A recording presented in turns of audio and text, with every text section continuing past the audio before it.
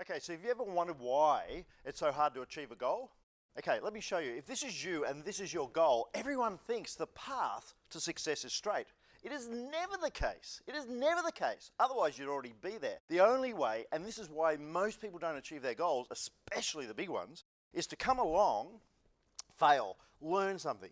Come along, fail, learn something. Fail, fail, fail, fail.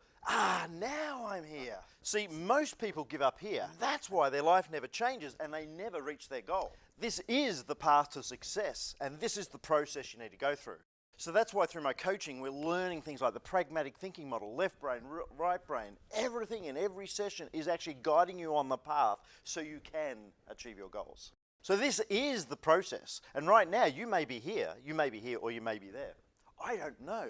But the fact is, if you don't go through this process, you will never achieve your goals. And I guarantee you, if you throw in the towel at one of these points, that's where you'll stay. So this is the process. And the process makes the reward so much sweeter.